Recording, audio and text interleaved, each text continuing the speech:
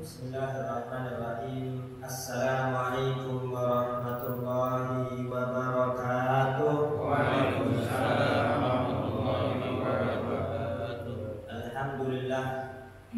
Alhamdulillahilladzi hadana li hadza wa ma kunna linahtadiya laula an hadana Allah.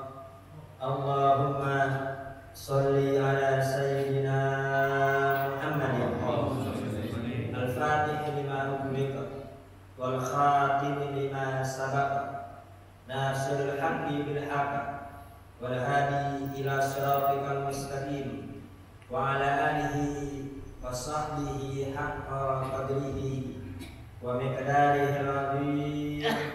Amma ba'du. Yang saya hormati para orang tua, para sesepuh, para asatidzah, Mukarram Bapak Haji Syarif, Mukarram Bapak Haji Amir, Mukarram Al-Ustaz Hasbullah, khusus yang saya hormati guru kita Mukarram Al-Ustaz Dr. Andes Muhammad Sahih. Kita doakan guru kita beserta para orang tua yang hadir, semoga Allah panjangkan umurnya, Allah sehatkan badannya, Allah permudah segala urusannya, dan putra putrinya yang dijadikan putra putri yang soleh wassalihah. Dan kita semua yang hadir di majelis ini, semoga kita semua mendapat ridha Allah, mendapat rahmat Allah, mengampuni segala dosa-dosa kita, mengganti kesalahan kita dengan kebaikan-kebaikan.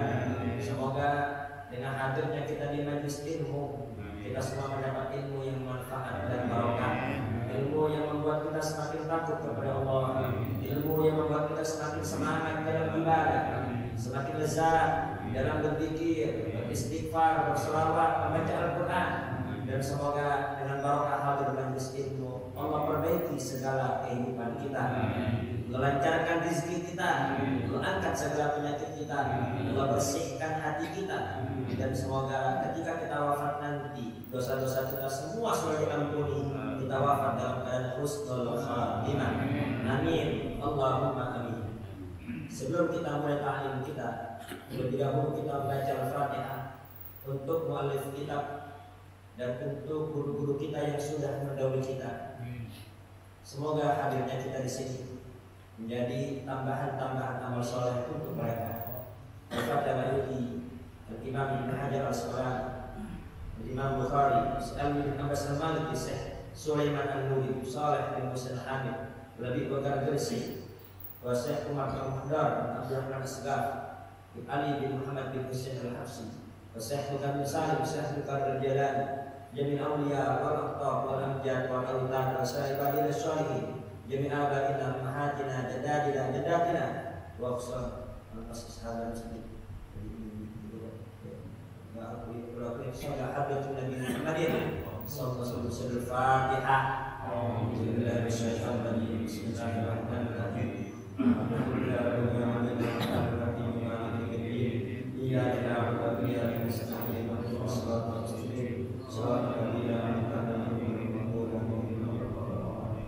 Bismillahirrahmanirrahim. Qala mu'allif rahimahullahu ta'ala wa nafa'ana bihi wa bi ulumihi fid dharaini. Amin. Kita masih dalam bab tayammum. Pada pelajaran yang lalu kita sudah membaca hadis nomor 108, tapi belum kita jelaskan, yang mana dari Ammar bin Yasir, semoga Allah meridhai beliau.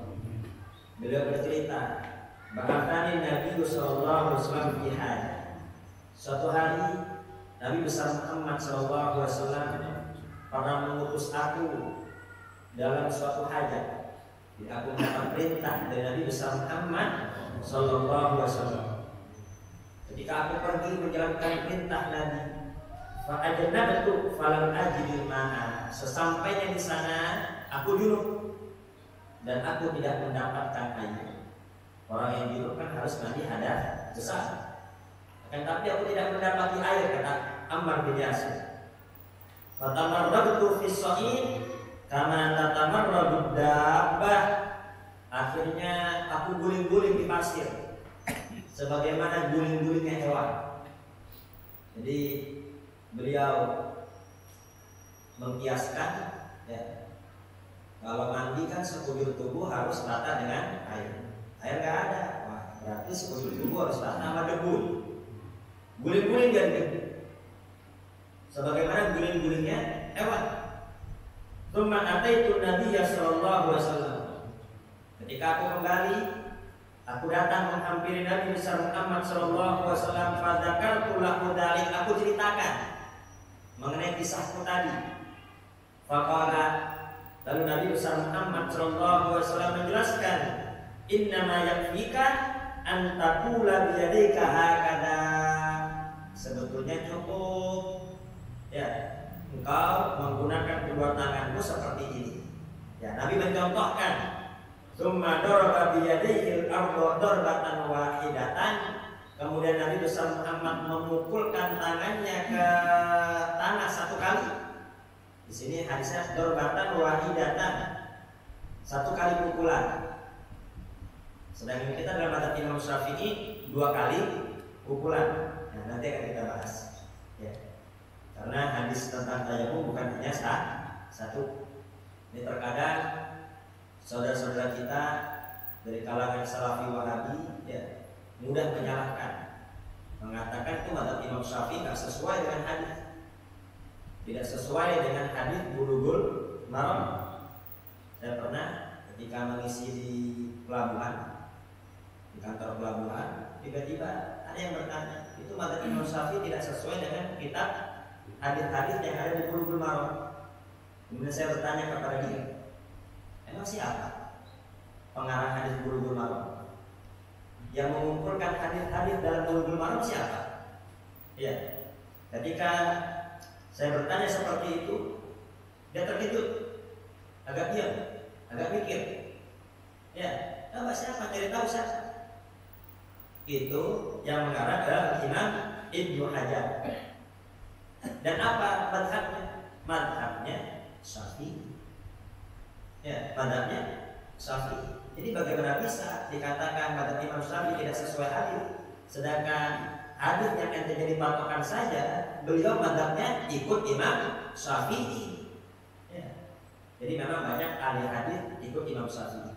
Ya. Karena Imam Syafi'i ini muridnya ahli hadis, muridnya Imam Malik radhiyallahu anhu. Itu ketika usia 10 tahun itu Imam Syafi'i sudah hafal kitab Muwatta'nya Imam Malik. Jadi Imam Malik punya kumpulan hadis yang diberi nama kitab Muwatta'. Itu hafal ketika usia 10 tahun. Ya. Kemudian Imam Syafi'i punya muridnya ahli hadis juga. Siapa? Imam Ahmad bin Hanbal. Jadi bagaimana mungkin Imam Syafi'i enggak ahli hadis? Gurunya ahli hadis, muridnya juga ahli hadis. Lihat Al-Imamul Bukhari. Ya. Pendekar hadis Imam Bukhari. Yang mana hadisnya adalah hadis yang paling sahih. Apa madhabnya? Madhabnya Syafi'i. Ini kebanggaan bagi kita, madhab Imam Syafi'i. Jadi sangat bahaya hanya baca satu hadis kemudian main menyimpulkan saja. Kemudian berkata agama ini harus dengan dalil. Ya, jangan fanatik, jangan ikut madhab, harus dengan dalil Al-Quran dan hadis. Nah, ketahuilah Allah Subhanahu wa taala berfirman dalam Al-Quran, "Fas'alu ahlal dzikri in kuntum la ta'lamun." Ya, bagi orang awam, bagi kita semua, apa petunjuk Al-Quran? Allah tidak memerintahkan kita langsung buka Quran, langsung buka hadis dan menyimpulkan hukum. Itu jadi kacau nantinya. Ini kalau masing-masing kita ini diperintahkan untuk buka Quran, buka hadis, agama harus pakai dalil. Kira-kira kita kesimpulannya sama apa beda-beda? Beda-beda. Kacau nih agama, jadi gak ada patokan. Yang ini menyimpulkan Quran seperti ini, yang ini menyimpulkan hadis seperti ini, berbeda-beda. Apa perintah Allah? Fas'alu ahlal dzikri, bertanyalah kepada orang yang berilmu. Ya, ahlal dzikri sini ialah ahlul ilm, orang yang berilmu yang takut kepada Allah, bukan orang berilmu yang memainkan hukum hanya demi harta dan jabatan. Jadi ahlul dzikri di sini bukan ahli dzikir, bukan ahli dzikir tapi tanpa ilmu, ya dukun jadinya. Dikit terus apa dukun? Dukun duduk. Dukun duduk. Ya kalau nggak punya ilmu paling ujung-ujungnya jadi dukun. Ya, orang zikir sebanyak apapun, tapi dia nggak punya ilmu, maka tidak akan sampai kepada Allah Subhanahu wa Ta'ala. Paling ujung-ujungnya hanya jadi dukun. Ya, jadi orang yang punya zikir harus punya ilmu. Orang yang berilmu harus punya zikir. Jadi kita diperintahkan untuk bertanya kepada ulama. Nah, maka kita baca hadis, ini hadis Bulughul Maram, dan kita tidak diperintahkan untuk menafsirkan sendiri, tapi kita lihat bagaimana penjelasan para ulama. Di sini kita lihat kitab Ibanatul Ahkam yang dikumpulkan oleh Syekh Alwi bin Abbas Al-Maliki dan Syekh Sulaiman An-Nuri. Jadi kitab Ibanatul Ahkam ada 4 jilid. Kitab Ibanatul Ahkam ada 4 jilid. Waktu saya pesantren ini hanya 2 jilid. Kitab Ibanatul Ahkam hanya ada 2 jilid. Nah, dan alhamdulillah saya tidak beli yang ketiga dan yang keempat. Jadi yang ketiga dan keempat itu baru. Itu bab buyung, ya, bab baik. Itu ada di kitab juz 3 dan juz 4. Jadi di juz 1 dan juz 2 ini karya Syekh Alwi bin Abbas Al-Maliki, guru ayah daripada Syekh Muhammad bin Alwi bin Abbas Al-Maliki. Ya, gurunya Mbah Maimun Zubair. Ya, beliau adalah gurunya Mbah Maimun Zubair. Nah, yang ketiga dan keempat itu bukan karya Syekh Alwi, tapi karya ulama Wahabi. Jadi hati-hati nih, kitab Ibanatul Ahkam. Kitab Ibanatul Ahkam juz 1 dan juz 2 itu karya Syekh Alwi bin Abbas Al-Maliki. Ya, Syekh Alwi. Ya, Syekh Muhammad putranya. Karya Syekh Alwi. Adapun juz 3 dan juz 4 itu karya ulama Wahabi. Itu teman saya punya yang juz 3 dan juz 4. Saya pernah baca diungkapkan seperti ini 4 madhab. Kemudian disimpulkan, menurut saya pendapat ini tidak ada yang benar. Kan kurang aja. Jadi kata pengarangnya, ini udah nyebut nih pendapat 4 madhab. Kenapa kata dia? Menurut saya pendapat ini kurang benar, kurang tepat. Dia pakai pendapat dia. Kan ngeselin kayak begitu. Ya, jadi banyak yang nggak tahu. Dikira itu karya Syekh Alwi sama, padahal beda. Ya, karena tukang kitab cuma jual-jual, dia nggak ngerti juga. Jadi di sini dalam hadis ini darbatan wahidatan, kau cukup memukulkan tanganmu ke tanah 1 kali, ya, kemudian membasuh wajah wa kaffai dan kedua tanganmu. Kaffai ini nggak sampai berpakai, cuman 2 telapak tangan, 1 usapan wajah sekaligus telapak tangan. Ini hadis ini. Ya, Imam Syafi'i ikut yang mana? Nanti akan kita jelaskan. Ini hadis Ammar bin Yasir. Jadi intinya pelajaran apa yang dapat kita ambil dalam hadis ini? Yang pertama, at-ta'limut tatbiqi au qawfin nafsi min at-ta'limil qawli. Ajaran secara praktek itu lebih mengena dibanding hanya teori saja. Jadi perlu, kalau fikih itu ada praktek. Sebagaimana yang langsung diajarkan oleh Nabi besar Muhammad kepada Ammar bin Yasir. Ammar, kamu gak perlu guling-guling, cukup ke tanah sekali, usap ke wajah dan kemudian telapak tangan. Enak gak begitu? Iya, simpel. Tapi kayak kurang enak juga. Biasa tersikut di cuma. Nah, muttafaqun alaih, hadis riwayat Bukhari dan Muslim. Ya.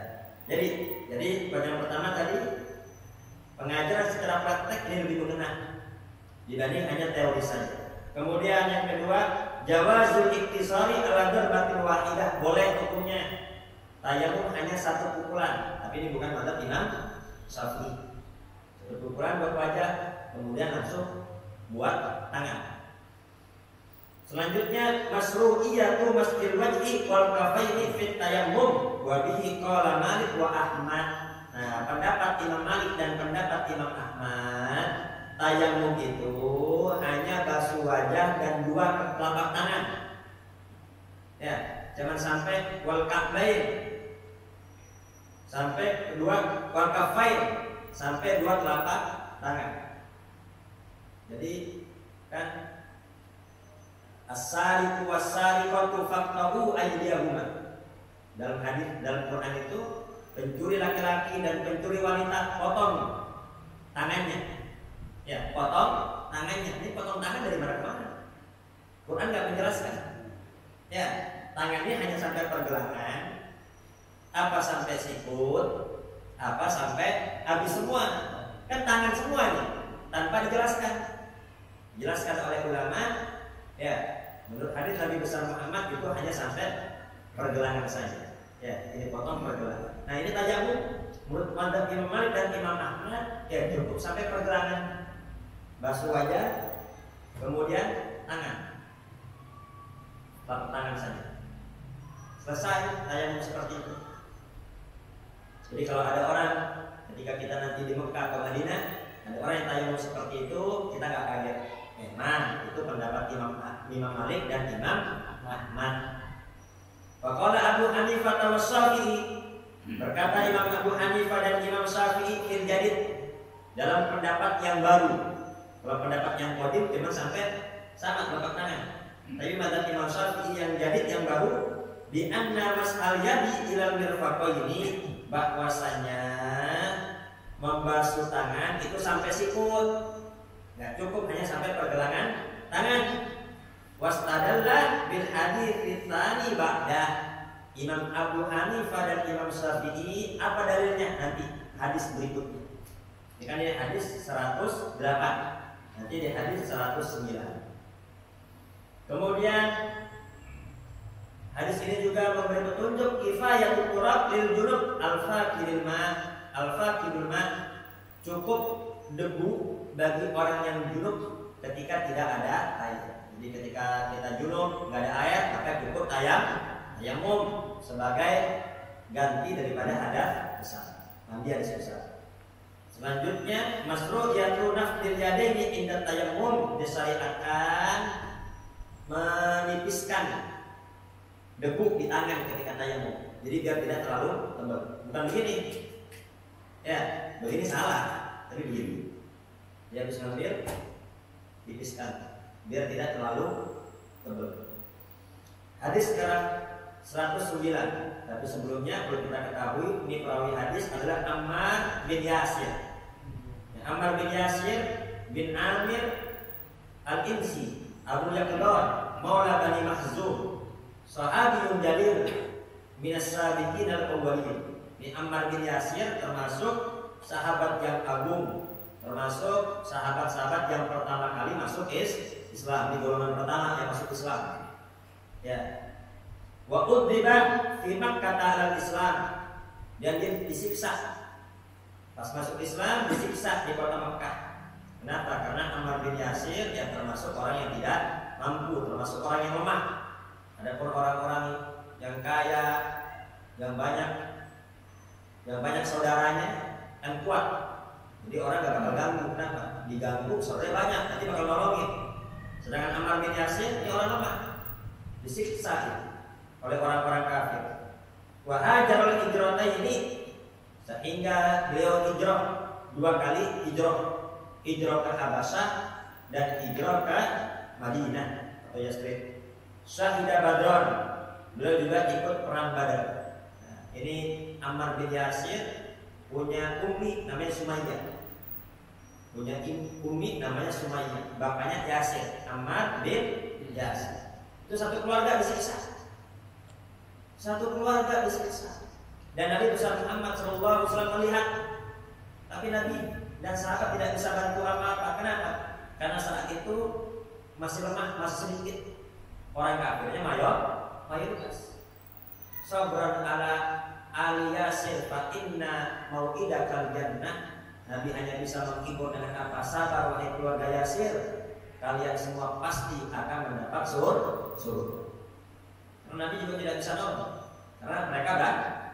Itu Sumayyah, ibunya Ammar, itu diikat, kakinya diikat di kuda yang satu, kaki yang kiri juga diikat di kuda yang satu. Kemudian yang orang kafir berkata kepada Ammar, "Ya Ammar, keluar tidak kau dari Islam? Kalau kau tidak keluar, maka kuda ini akan aku perintahkan untuk lari ke kanan, yang ini untuk lari ke kiri, sehingga terputuslah kaki ibu." Sambil disiksa, Ammarnya disiksa, Yasinnya bapaknya juga disiksa, ibunya juga diikat. Keluar tidak dari Islam, tetap tidak mau keluar dari Islam. Kudanya lari terputus, kaki Sumayyah ibunda daripada Ammar. Itu awwalu man syahidat fil Islam, ya, yang pertama kali syahid dalam Islam itu ibunya Ammar bin Yasir. Itu Sumayyah. Rawa Ifna wasittina haditsan, beliau meriwayatkan 62 hadis. Qala Ali radhiyallahu anhu istadzana Ammar faqala lahu alaihi salam marhaban bit thayyibil mutayyib. Itu suatu hari ini Ammar bin Yasir pernah minta izin untuk masuk ke dalam rumah Sayyidina Ali bin Abi Thalib. Sayyidina Ali, ini ada tamu, ada Ammar bin Yasir. Persilakan masuk. Kemudian disambut oleh Imam Ali, marhaban bit thayyibil mutayyib. Ya, selamat datang wahai orang baik. Jadi kebaikannya diakui oleh sahabat-sahabat Nabi besar Muhammad sallallahu alaihi wasallam, dan satu keluarga dijamin oleh Nabi tempatnya di surga. Qutila bisiffin, beliau wafat ketika perang Siffin. Umurnya 73 tahun. Diwafat ketika usia 73 tahun. Hadis yang ke-109. An Ibnu Umar radhiyallahu anhu maqala, dari Abdullah bin Umar, semoga Allah meridai keduanya. Qala Rasulullah sallallahu alaihi wasallam, telah bersabda Nabi besar Muhammad sallallahu alaihi wasallam, at-tayammumu darbatani. Tayammum itu 2 kali pukulan. Nah, kalau hadis tadi kan darbatun wahidah, 1 pukulan. Kalau hadis yang kedua ini darbatani, at-tayammumu darbatani. Tayammum itu 2 kali pukulan. Makanya baca hadis jangan hanya 1. Tayammum itu 2 pukulan. Darbatun lil wajhi wa darbatun lil yadaini. 1 pukulan untuk wajah dan 1 pukulan lagi untuk kedua tangan. Ilal mirfaqaini, sampai sikut. Tadi kan cuma sampai pergelangan tangan. 1 kali pukulan buat wajah dan kedua telapak tangan. Tapi kalau ini 2 kali pukulan. 1 untuk wajah, ambil lagi pukulan untuk kedua tangan sampai sikut. Rawahu Daruqutni. Hadis ini diriwayatkan oleh Imam Daruqutni, wasahhal a'immatu, disahihkan oleh para imam. Al-makna al-ijmali, makna secara global, An-Nabi sallallahu alaihi wasallam mursyidun li ummati. Nabi besar Muhammad sallallahu alaihi wasallam adalah mursyid, ya, orang yang memberi petunjuk kepada umatnya.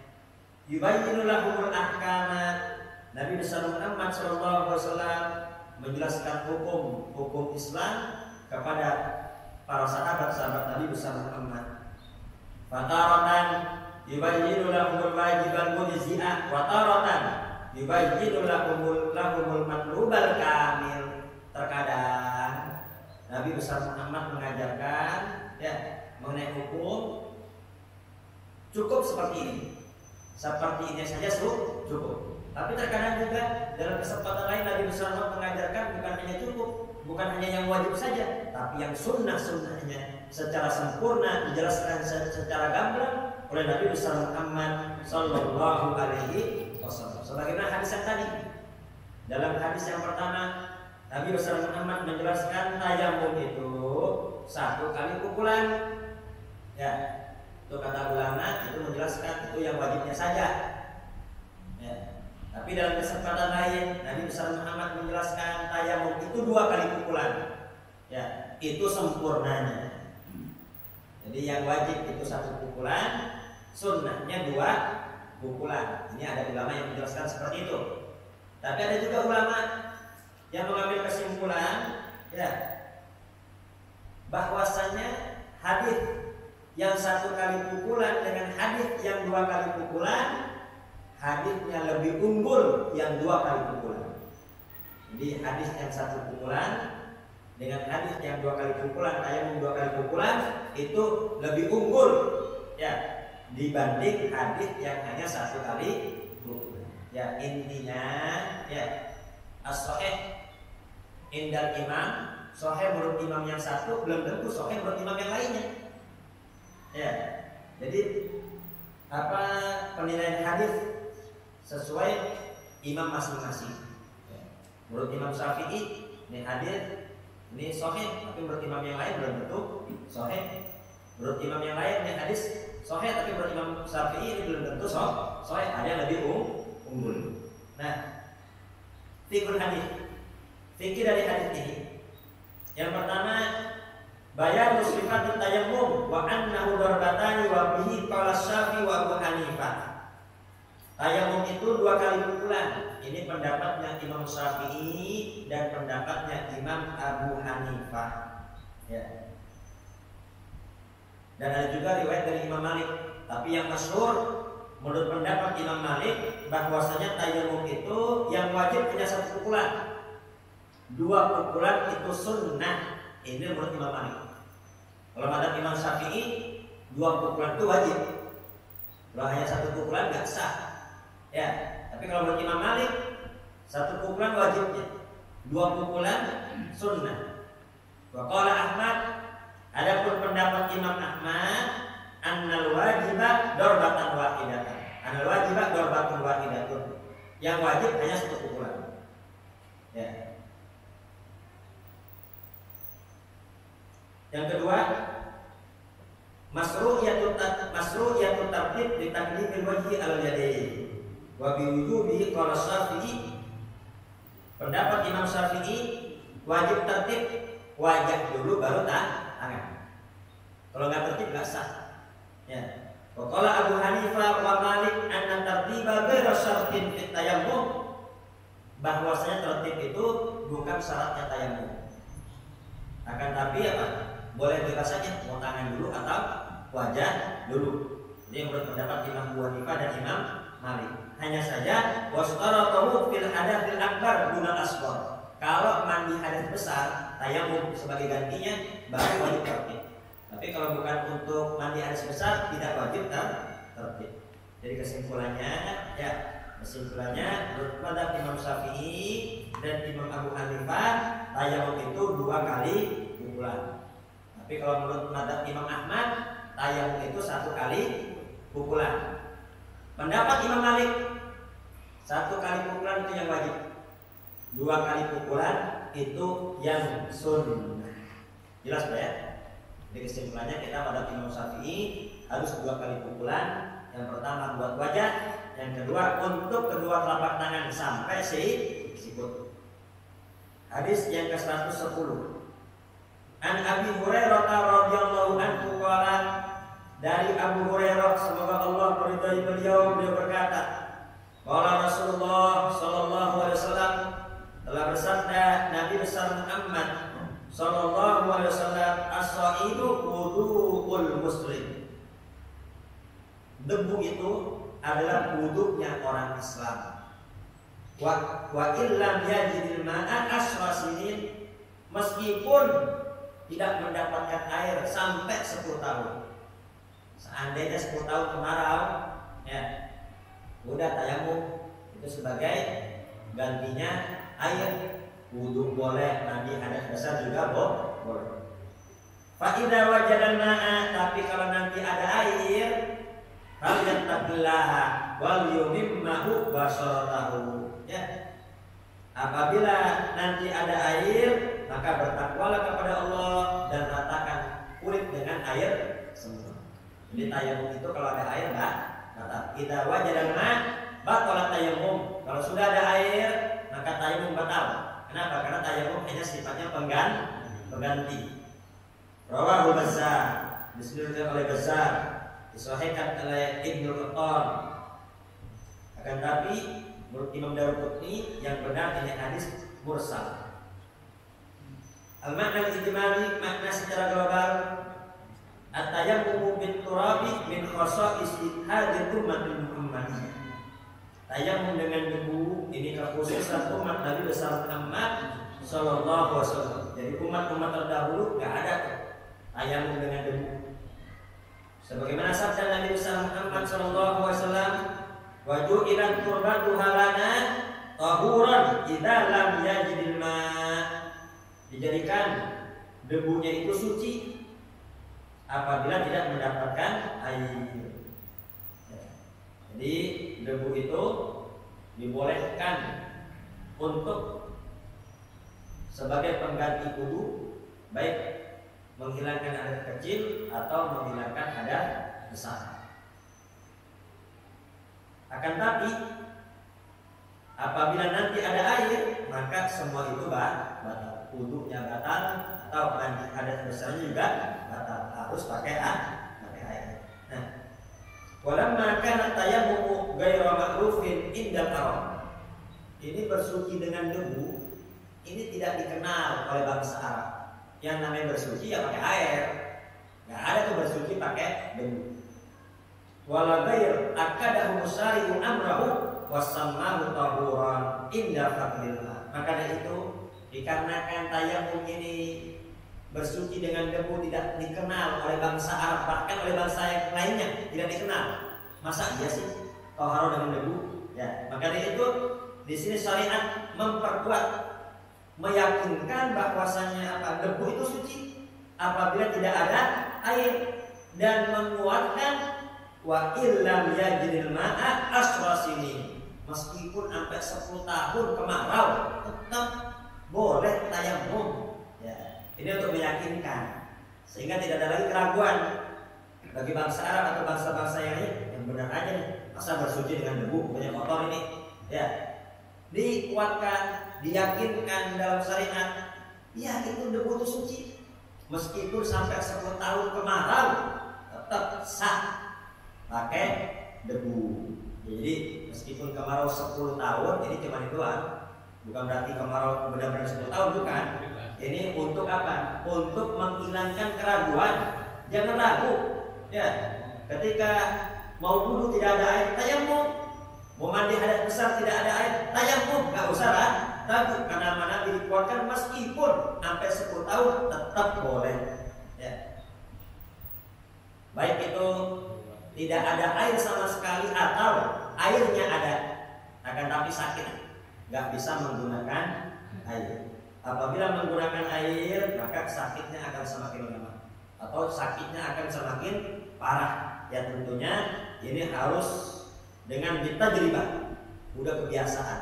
Ini penyakit kebiasaan yang mana dokter udah bilang nih, ini setiap datang penyakit ini kamu nggak boleh kena air. Udah kebiasaan ya, langganan.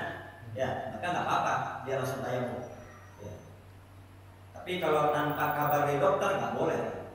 Sakit tiba-tiba main keputusan aja. Saya mau tayamum aja lah. Kenapa? Karena saya sakit. Ya, kata siapa kamu? Ya kata saya sendiri, nggak boleh. Kalau kata saya sendiri, tapi itu penyakit memang udah penyakit kebiasaan. Kalau dia pakai air itu penyakitnya tambah parah, dan dia juga beli dari dokter, maka itu boleh. Jadi nggak sembarangan ya. Nggak sembarangan orang sakit langsung boleh tayamum. Ya. Bahkan ketika tidak ada air pun kita harus nyari sampai perjalanan 5 kilo. Ya, perjalanan 5 kilo. Depan, belakang, kanan, kiri, ada itu air. Lebih dari 5 kilo nggak wajib nyari. Jadi ketika di rumah kita mati air, nggak langsung otomatis bisa tayamum. Ya ke musola. Musola ada air ya wudu berarti. Musola nggak ada, cari ke masjid Baitur Rahman, cari ke Buddha, ya cari pokoknya. Jarak 5 kilo. Ya. Memang tanya masalah tayamum. Waktu kemarin, waktu saya kena COVID, ya, itu saya mengambil keputusan sendiri untuk mengambil tayamum. Karena saya tidak berusaha lebih juga karena saya nggak ke dokter. Alasannya kenapa? Karena waktu kemarin itu saya kalau kena air aja, itu badan saya kayak kebakar, terus mending menggigil dan sangat pusing. Apakah itu juga tidak mengesahkan saya dalam beribadah, Pak? Baik, dalam hadis la darar wala dirar. Jangan membahayakan dan jangan sampai dibahayakan. Karena itu sudah ada efek, kita nggak kuat. Seperti terasa terbakar dan lain sebagainya, nggak apa-apa itu. Ya, dan itu berarti Pak, sakitnya bertambah. Ya, seperti tidak tidak mengapa, karena udah jelas sakitnya jelas. Ini enggak, ini sakitnya juga belum jelas. Kalau dia kena air, dia main keputusan aja, maksudnya tayamum. Ya, sama penyakit belum jelas, pasti tutup. Gak bisa sesuatu yang gak jelas kemudian membatalkan hal yang wajib. Kita minta lah, mau PPKM mau gimana ya kita minta batalin aja lah. Natal dan tahun baru itu PPKM bisa batal. Masa kalau nanti ada PPKM nggak bisa dibatalin, ya kita minta juga biar dibatalin, biar kita bebas untuk ibadah kepada Allah Subhanahu wa Ta'ala. Ya karena kan kita mau PPKM kan, waktu Natal dan tahun baru gagal PPKM-nya, nggak jadi. Nah ini mau PPKM bagaimanapun kita harus minta sebetulnya. Minta agar apa? Agar tetap kita bisa ibadah kepada Allah Subhanahu wa Ta'ala. Baik. Sebagaimana hadis Abu Hurairah, lafadznya qala Abu Dzar, Abu Dzar berkata, "Ihtawai itu al-Madinata, ijtawai itu al-Madinata." Ini Abu Dzar, aku terkena penyakit Madinah. Jadi Yakrib dulu kan tempatnya wabah penyakit. Semua sahabat yang hijrah ke Madinah semua kena wabah penyakit Yakrib. Nah, ijtawai itu al-Madinata, aku terkena wabah penyakit Madinah. Amaroni Rasulullah SAW dijibil. Nah, suatu hari Nabi besar Muhammad SAW memerintahkan aku untuk mengurus onta-onta. Ketika aku sedang mengurus onta-onta, fakuntu fiha, lalu aku junub di sana. Fa'ataitu Rasulullah SAW. Lalu aku mendatangi Nabi besar Muhammad SAW. Fakultu halaka Abu Dzar. Ya Rasul, ini aku Abu Dzar celaka ya Rasul. Celaka. Faqala ma haluka, ente kenapa? Kok ente bilang celaka? Faqala kuntu ata'arradu lil janabah wa laysa qurbi ma. Ya aku junub, sedangkan di dekatku tidak ada air. Celaka gimana ini? Ya, aku junub tidak ada air. Qala Nabi Muhammad SAW menjelaskan, as-shaibu tahurun liman lam yajid ma'a walau asrasinin. Ya, debu itu suci apabila tidak mendapatkan air meskipun sampai 10 tahun. Jadi ini riwayat, ada dua riwayat yang meyakinkan, menguatkan bahwasanya jangan ragu untuk menggunakan debu karena ini dibolehkan oleh syariat. Fikul hadis. Dalam hadis ini yang pertama tasmiyatut tayammum wudu'an. Tayammum juga dinamakan wudu. Kenapa? Menggantinya wudu. Yang kedua, at-tayammumu yaqumu maqamal ma yarfa'ul janabah raf'an mu'aqqatan li'ini wudu'il ma. Tayammum itu menduduki sebagaimana kedudukan air. Debu itu menduduki sebagaimana kedudukan air. Bagaimana? Yarfa'ul janabah, bisa mengangkat hadas junub. Ya, bisa mengangkat hadas junub. Akan tapi ini ada timernya, ada waktunya. Selama tidak ada air. Kalau nanti ada air, berarti waktunya habis. Misalnya junub, kemudian nggak ada air, kita tanya tiba-tiba hujan deras, berarti apa? Batal dia harus nanti ada bisa dengan air. Jelas Pak ya? Al-junubul mutayammim idza wajada al-ma'a wajaba 'alaihi ghuslu fawran. Bagi orang yang junub ya, akan tapi dia tayammum karena tidak ada air. Tiba-tiba ada air, maka dia harus cepat-cepat mandi, enggak boleh tunda-tunda. Jadi bagi orang yang mandi hadas besarnya karena tayammum ya, apabila nanti ada air, maka dia dianjurkan untuk mandi cepat-cepat, jangan ditunda-tunda. Kenapa? Takutnya ada air, bisa diambil orang lagi, habis lagi. Dia tetap junub, dia tetap nggak bisa mandi. Ya, jadi harus cepat-cepat. Rawi hadis yang meriwayatkan hadis ini adalah Abu Dzar Jundub bin Junadah.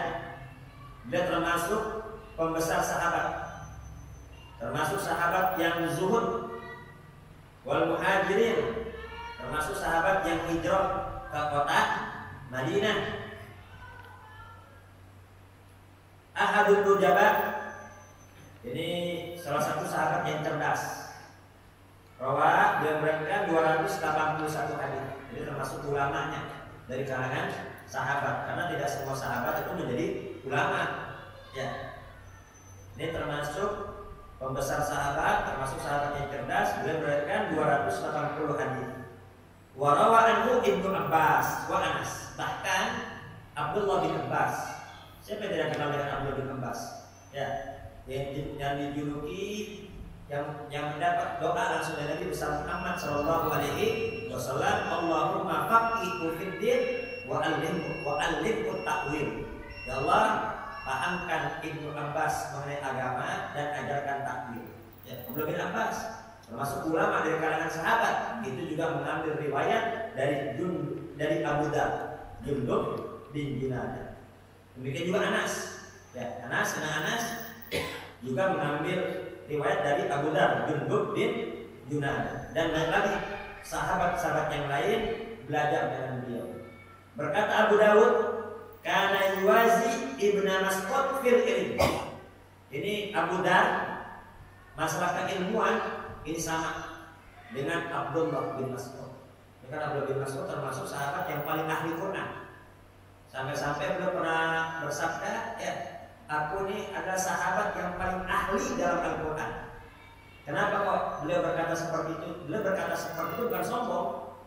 Jadi beliau pernah ketika datang ke satu daerah, beliau mengajarkan qiraat, mengajarkan Quran, tiba-tiba ada orang yang ngomong, ini mah bacanya salah. Kurang ajar. Abdullah bin Mas'ud digituin. Ini mah bacanya salah, ini mah nggak sama. Ini mah nggak benar dengan yang diajarkan Nabi. Langsung Abdullah bin Mas'ud, celaka engkau. Ya, celaka engkau. Ketahui yang aku sampaikan kepada engkau ini sama dengan yang diajarkan oleh Nabi besar Muhammad, dan aku adalah orang yang paling paham tentang Al-Quran di antara kalangan sahabat. Jadi boleh orang pintar bilang dirinya pintar, ahli, apabila di hadapan orang-orang bodoh. Ya, orang bodoh yang protes. Biar apa? Biar dia gak ragu lagi untuk belajar. Karena ada musbahah ya. Karena kan suka bilang dirinya pintar. Ya, itu bukan berarti sombong. Ada dalil juga. Dan sekarang banyak nih orang-orang Salafi Wahabi yang sok pintar. Ya, jadi perlu juga bilang saya ahli. Biar apa? Biar yang sesat, biar yang salah-salah tidak macam-macam. Ya, sebagaimana Abdullah bin Mas'ud berkata, di kalangan sahabat aku yang paling ahli dalam Al-Quran, dan semua diam, tidak ada yang protes. Baik, wallahu a'lam bishawab. Semoga kita semua mendapat ilmu yang manfaat dan barokah. Al-Fatihah.